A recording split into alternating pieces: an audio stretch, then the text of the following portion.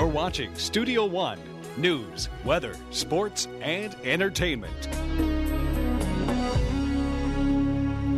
Job hunting can be one of the hardest tasks of your adult life. The process of finding an opening, applying, and finally landing a dreaded interview is enough to make anyone sweat bullets. Professional career coach and resume writer Jeri is here to explain how you can take some of the pressure out of a process she says should be fun. Thanks for coming on the show. Thanks, Vaughn. Well, first of all, when somebody does end up losing a job or say, hey, I need a career change, what should be the first step that they should take to get back into the mix? Take a breath, because usually people are feeling traumatized if they're losing a job. So taking some time to assess where they're at and getting a good sense of their goals is a main thing to do. After that, it's a matter of making choices. For example, determining the kind of company that they want to work for, and then narrowing that down to just a few, going after those companies, making contacts, networking, somehow getting to know the people there. And you know, narrowing things down, you're talking about research a little bit. Something that a lot of people use is the internet to go and look at companies and learn about the company. There's also online job boards now that, you know, years past people didn't have access to, that post jobs. What is important to know about these online job boards? The thing about the online job boards is that they're ubiquitous.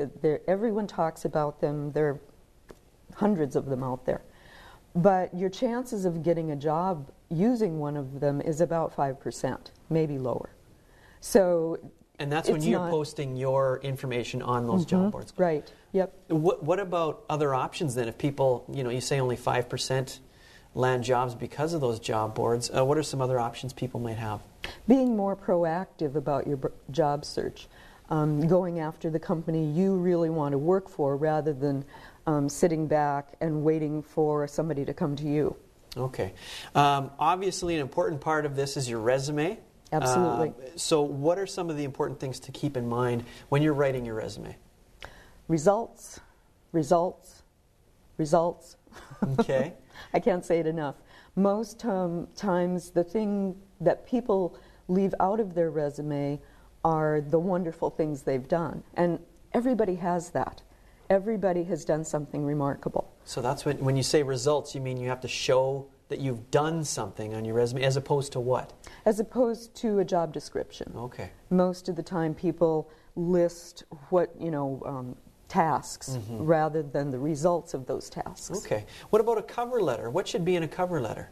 Those are daunting to write sometimes because it's open-ended. It's all up to you. They are, yes. The cover letter has a couple of missions. One is to introduce the resume. The other is to have information that isn't in the resume and that matches the requirements of the hiring company with your skills. Okay. After you get a resume and cover letter in, maybe you get an interview. These can be stressful as well, of course. You're kind of on stage. What do you tell your clients to help them succeed in an interview situation? Research, again, is really important. The more they can know about the company going in, the better off they're going to be. The more educated they are about who they're talking to. Also, the questions, often when I'm doing interview coaching, what we do is go over the questions that may be a problem for the person. If they got fired from their last job, if they've been unemployed for a while. What do you say to that? If you were fired and they say, why were you fired? What do you say? It depends on the situation. For many people, it's a matter of just being straight out about what the reason was and then moving on to the rest of your career that was stellar, for example. Okay. Of course, networking is a big thing. It's everybody's heard it's who you know, not what you know. Yeah. How many jobs out there that are posted are already taken? No clue. No clue. But it's... Is it often that they're already taken, they're already recruited by, I don't know about recruited, but some people or some companies are just fishing, so they kind of keep an ad out there, a line in the water, so to speak. Okay. And the problem with that is that as a candidate, you don't know that. Yeah. So you may never hear anything from them. Sure. What about following up after an interview? After the interview is finished and you've gone through that nerve-wracking experience, whether you think you did well or not, how important is that follow-up, or should you even follow up? Absolutely, 100%. I've heard of people saying, don't even get out of the building, write your thank you note while you're in the lobby. Okay. I wouldn't go that far.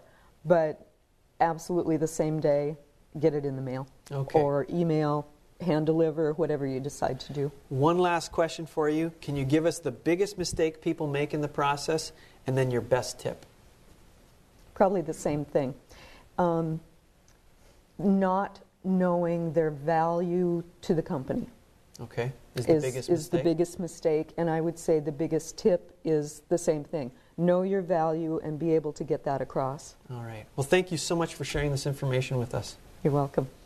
Coming up, backflips, handstands, and flying through the air sound difficult enough, but imagine it being done on a motorcycle. We'll learn more about the tricks and trials of From the University of North Dakota in Grand Forks, this is Studio One.